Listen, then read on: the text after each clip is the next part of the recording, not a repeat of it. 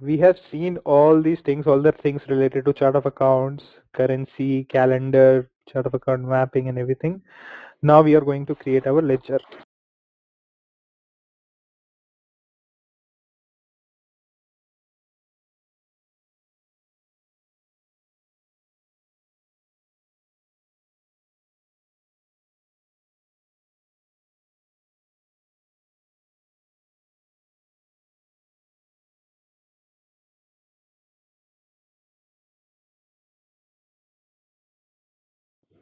Okay, so I'm creating my ledger.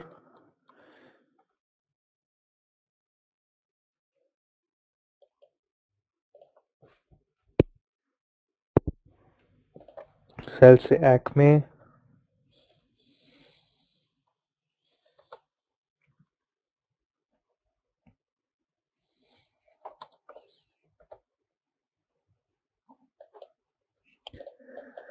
Acme primary ledger. I'll select my Acme SEO instance.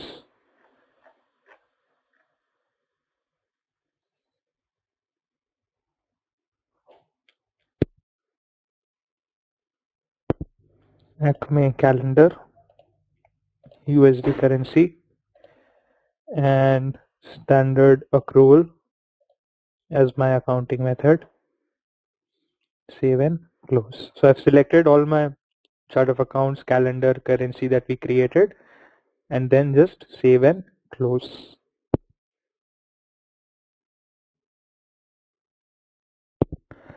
After that, I have to assign the legal entities to my ledger.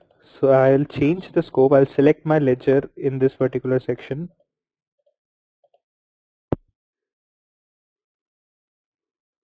So I have to give my ledger here Acme primary ledger.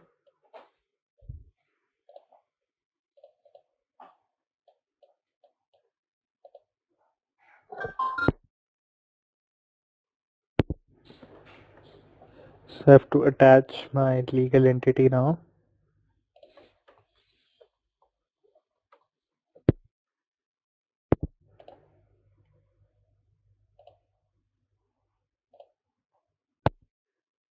So you attach your legal entity. Obviously, you can attach multiple legal entities to the ledger.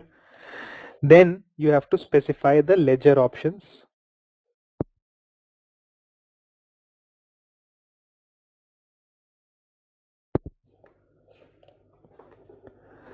Someone has created some DFFs here. Okay, so this is your ledger name, description, currency and chart of accounts, which is not updatable for obvious reasons once we create the chart of accounts. Then we have the accounting, calendar and first open period. Very, very important thing here. Can you tell what should we give in the first open period here? You need to consider what you're converting. Exactly, correct. So if you're bringing in 5 years historical data into the application, then this date should be 5 years old.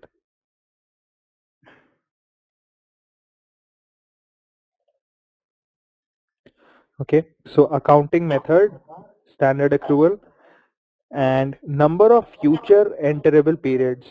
Now, what is a future period first of all? Can you please mute yourself? It is echoing a bit. Thank you.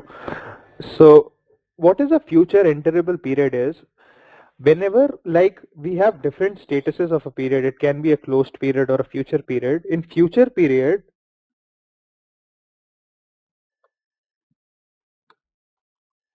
you can enter a transaction, but you cannot post it or you cannot generate the accounting for that transaction. You can enter a transaction, let's say you receive something in advance for a next month, which is not in an open state.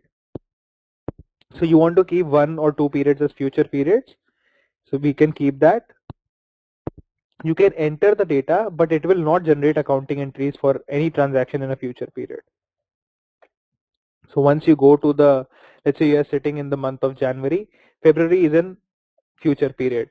So once you close January, you come to February, you open it, means you change the status of the period to be open, and then only you can account those transactions that you have entered in February. So future periods, you can enter transactions. Now in this particular section, we are telling the system how many future periods do we want. We want 1, 2, 3. This is not updatable later on. So you can enter whatever value you want here, any future periods. Ideal scenarios, it is 1 period or 2 periods. Sometimes it is 0 as well. So people don't want any future periods, so they can say that. Then the only mandatory account here is retained earnings account, that is your profit and loss account. Sorry, Ashish, I'm just trying to understand what you mean by the future periods. Why would somebody not choose to add a future period? So if you're in July, for example, you'd want a number of future periods if your calendar year is your financial year. No. So I think you are misunderstanding this. Okay. So what have you understood by future period? Well, that's what I'm saying. That's what I've just explained. So a future period for me is like for up to a certain period of time. You say this is my current period, and the future period would be the current period plus one, or something like that. Correct. Okay. So now you're sitting in the month of whatever, January 19, for example, right? Yeah. You want the users to enter transactions in April 19? No. No, right? So that will be in closed state. But for some reason, users have to enter transaction in February 19. You receive an advance invoice or whatever reason for February, you want to, just for 1 month, you want to enter in advance, right? That is the reason we have this future period concept. We are sitting in January. Okay, you mean one month is into February. the future. Okay. Correct. So, posting into the future. So now if I say February, if I close January, come to February, open February, March will become as future for February. It will keep on adding one as a future period automatically. When we close the current period, next period, open it, and the whatever is the subsequent period will become as the open future period. The future period is something where you can enter the transactions, but accounting entries cannot be generated. Debits and credits cannot be generated until and unless you come to that period and open it. Right. So it doesn't hit the GL. It has to hit the GL. It will hit the GL, means accounting will be generated basically. Yeah, but so let's say we're in January. So somebody posts an invoice or something like that into February. That transaction for February, is it going to hit the GL straight away, or is it going to hit the GL when we're in February as the period? Okay, so by the dates, it doesn't matter. In system, even if you are sitting wherever you are sitting in system, the period has to be opened. If it is not, if it is just a future period, then it will not hit the GL. If it is open period, it will hit the GL. That's what I mean. So you can post the transaction, but it's not going to hit the GL until you're in that current period. So it's just basically it will not. It will throw an error. It will throw an error, and it will say you cannot post into future periods. Exactly. So what's the point of that then? So the point is you can still enter the transaction. Right. Okay. So Ashish, is this like new in Fusion, or is this something that we have in our tool too? No, you have it in our tool. This is the same thing. In most of these fields that you see here, everything is same as EBS. Okay. So so for one of my previous client, they had like service contracts where when they established the contract, it kind of, I'm not sure, maybe I might be speaking wrong, but if I remember correctly, it kind of creates like future entries with like deferred revenue or something. So this is the place where they might have set it as 12 or something, so that because most of these service contracts are either 1 year, 3 year, or 5 years. So if the contract is for 5 years, when they create the contract, the for deferred entries, ideally when you open it, it automatically generates the revenue recognition in that period. Okay, but probably they may have set this. Yeah, maybe they have set it up, but contract you'll be entering once only, your contract invoice or something. You'll be entering in January only, right? And then the deferred entries can generate, yeah. Then you can have those future periods or something like that. Okay.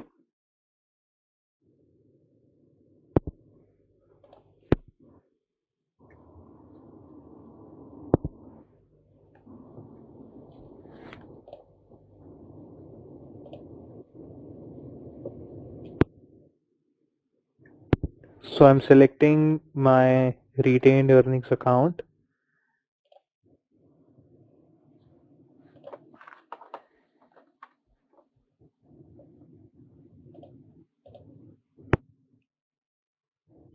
This P&L account has to be a owner's equity or equity account, whatever you call it.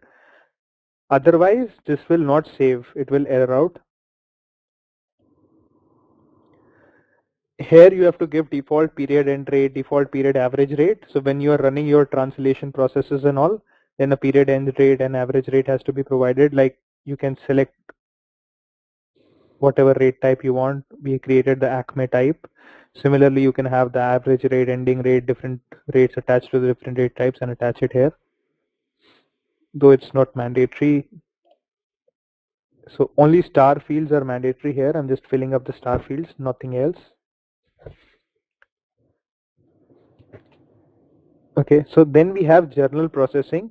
On the left hand side, we have something called as enable suspense.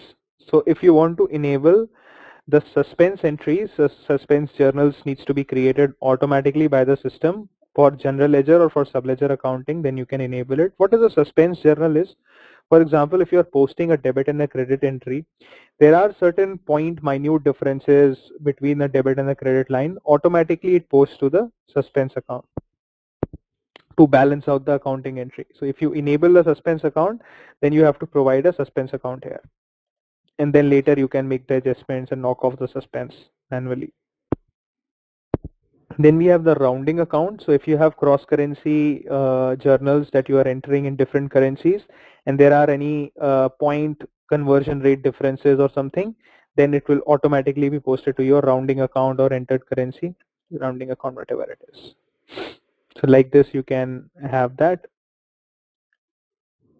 On the right hand side, we have certain checkboxes, enable journal approval. We'll see the approvals separately. So if you want to enable the approval for this particular ledger, just by enabling this checkbox, obviously the approval will not work. You have to define all the approval rules, and when the approval rules are defined, then you have to come and enable this checkbox here. Because what will happen is if you just enable the approval rules right now, and when you try to enter any data into this particular ledger, system will throw an error that you need an approval. But there are no rules behind the system to select which approval it should go to. So system will throw errors at that time. So you should always define the rules first and then come and enable this and start using it. And other things are like notify when prior period journal is entered, all those basic stuff. So Ashish, for approvals, in R2L we use AME, right? What do we use here? Is that the same? It is AMX, Approval Management Extension. In BPM, we define those rules and we create the approval rules. We do not have AME here. AME was very, very flexible enough. Here, it is not very flexible. Yeah, Amit, what is that validation date? That's what we're seeing as a checkbox. Can you go a little up? Okay, so I'm going down here. I'll disable this auto post. I'll be coming back to this page for telling you some of the things.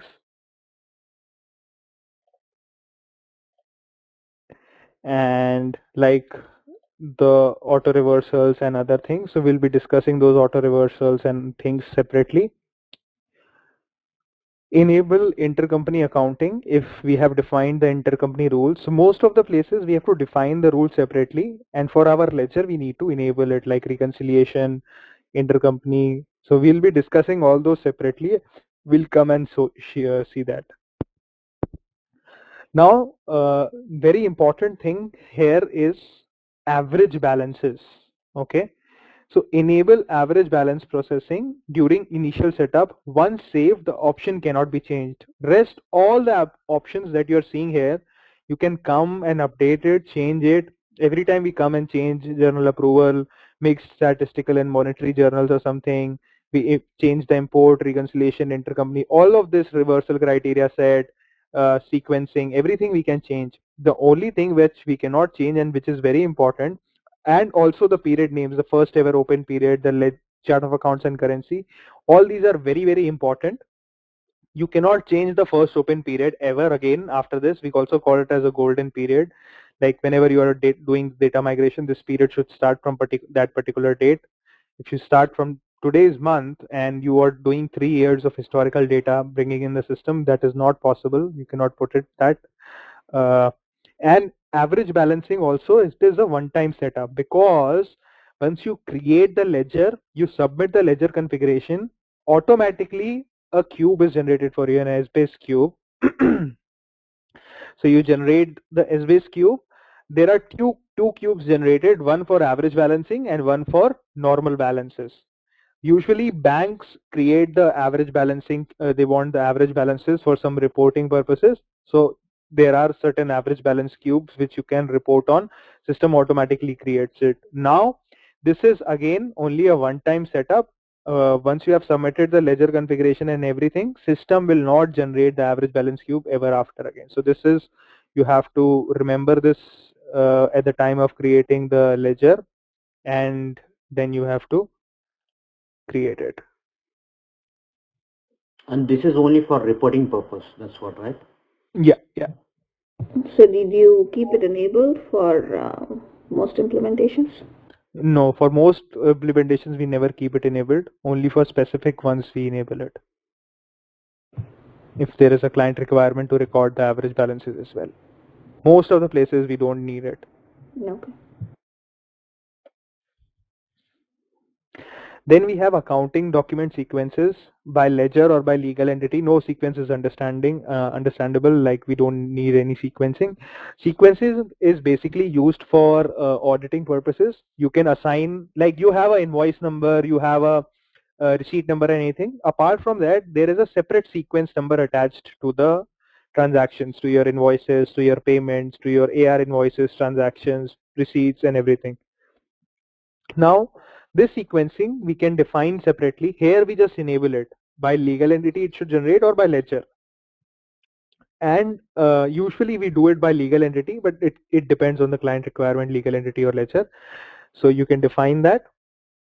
And sequencing is a gapless sequence number that it generates automatically in the system. So 1, 2, 3, 4 like that. Even if you create an invoice and you cancel it, still it will hold that sequence number. It will have that sequence number. It will not be skipped. It is used for auditing trail, auditing purposes. When auditor wants that all the sequence number should be available, or any of the invoice is missing or something, then we create that sequence numbers. So you can create the sequences. Right now I'm not enabling any sequence number or anything right now.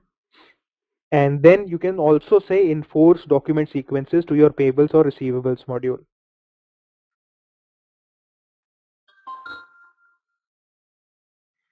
Okay, so I'm saying save and close here. Don't need anything else. Now we have assigned balancing segment values to legal entities.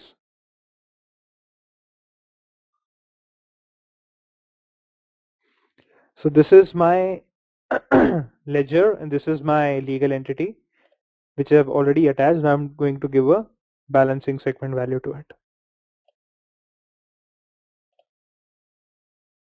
Are these the line of businesses in our example? Sorry? Are these line of businesses? Like, No, this is the entity, company value. okay. Company, not entity. This is the balancing segment value. Okay. The first segment, company value.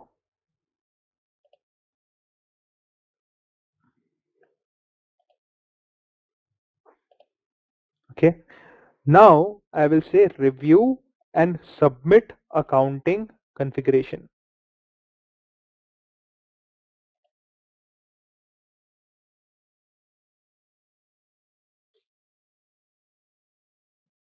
Now if you see everything is fine, everything should be okay, so you will say submit.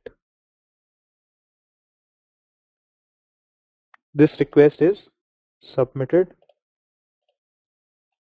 I'll go to the schedule processes window and refresh it.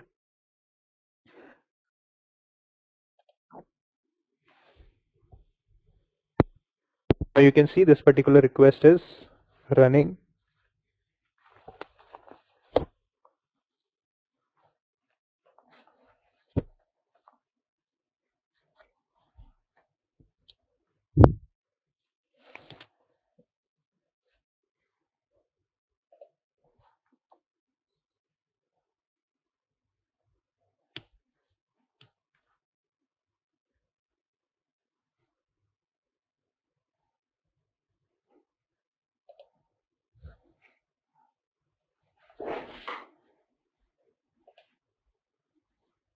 Are there FSGs in Fusion, or is it been replaced with something else? No, FSGs does not exist. FSG is old now. We have something else. We have FRS, Financial Reporting Studio. Is that again a cube? FRS works on the cube, right? FRS is not a cube, it is a reporting tool. It's a separate reporting tool which works on the cube. Are you going to cover that one? Yeah, I will cover that.